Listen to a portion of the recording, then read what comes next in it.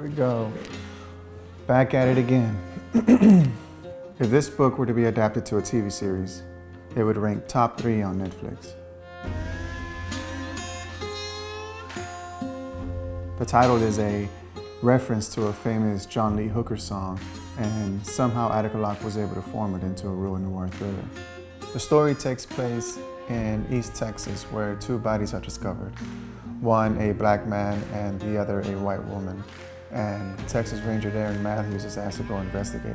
Where one would expect him to get the cooperation and support of the local law and community, you quickly find the opposite.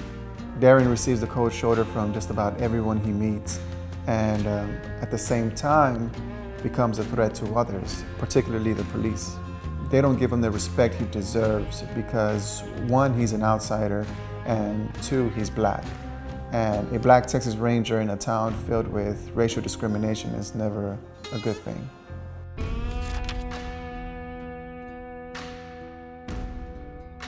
What initially began as a murder mystery turned into something a bit more personal for Darren. He's a guy who is no stranger to racism. He's grown up around it all his life, and he's learned to deal with it and face it without ever playing victim. When he sees the lack of attention for the dead black man, he takes it upon himself to figure out what happened to him. So he must retrace the footsteps of this person, but it's really hard to do that when no one is talking. So to piece together the mystery, he has to go the extra mile and challenge everyone from the local sheriff to the people in the community. It's a dangerous game and one he does not want to lose. Very rarely do I read a book where literally every chapter ends on a cliffhanger. I found myself wanting to keep reading regardless of how late it was because there was just so many twists. Right when you think you know who did it, another curveball is thrown and it sets you right back. As a reader, it's great because you're experiencing this imaginary roller coaster of a ride. But if you were to put yourself in the character's shoes, you can imagine the amount of frustration that builds up with every page. Everyone's against Darren, not just the white citizens, but the black citizens as well.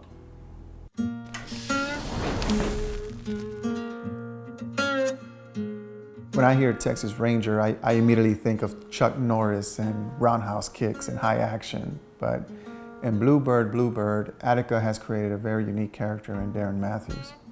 Darren is a guy who wants to believe equal justice exists, but deep in his heart he knows that's just not reality.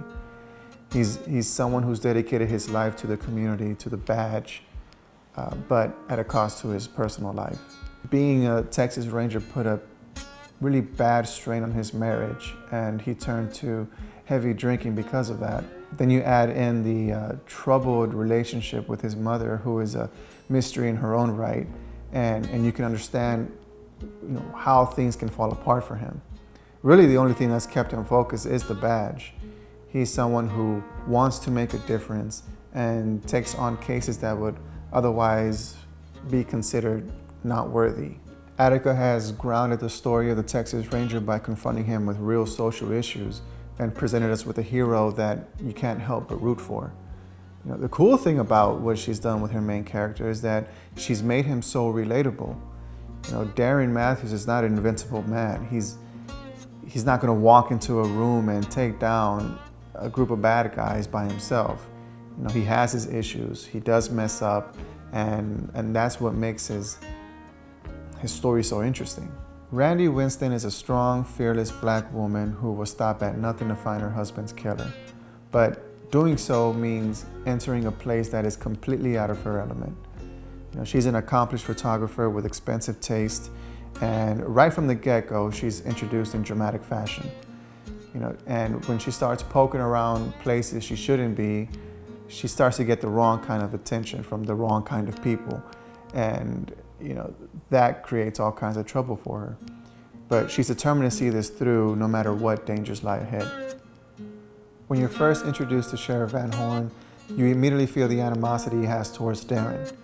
Here's a stranger that's coming to his town, getting into his business, flashing his ranger badge. It's a slap in the face for him. He doesn't like the idea of someone coming in and telling him how to do his job or insinuating that he doesn't know how to do his job. And so there's this major tension between them from the very beginning. Geneva Sweet is a character whose personality is a complete contradiction to her last name.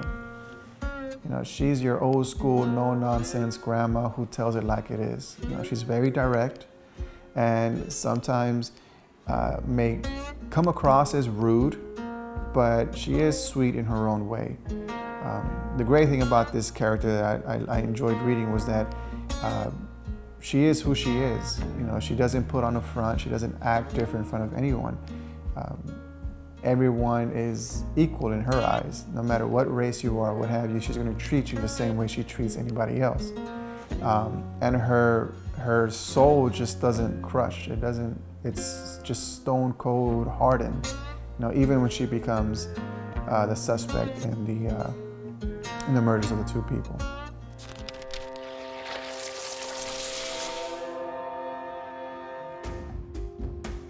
The story takes place in a small town in East Texas along Highway 59.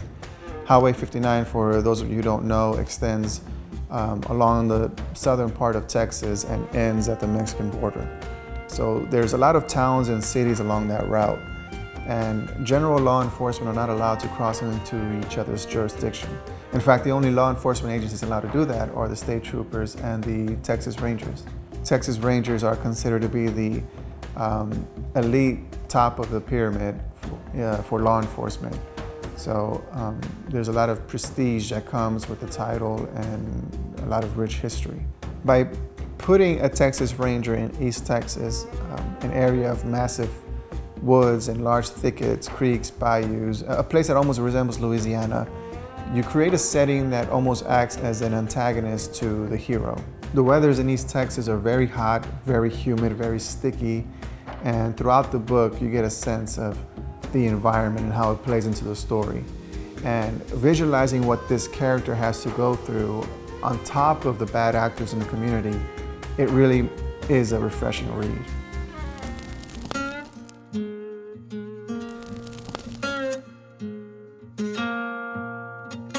I had never heard of Attica Locke until now, and I can tell you with absolute certainty that this won't be the last book I read from her. Her style is very real, very grounded. You can tell that she knows what she's talking about because she grew up in East Texas. She knows the town, she knows the kind of people that she writes about, and she's experienced these kind of issues. Attica has a way of keeping the reader engaged without overwhelming them, which is a very hard skill to have, and it's a reflection of the master storyteller that she is, and I wouldn't be surprised to see her work scaled out beyond the book. Corruption, racism, family drama, hostility between law enforcement and community, these are dangerous ingredients to have in one serving. It's True Detective meets In the Heat of the Night, and if you're a fan of both, then you're gonna love Bluebird Bluebird.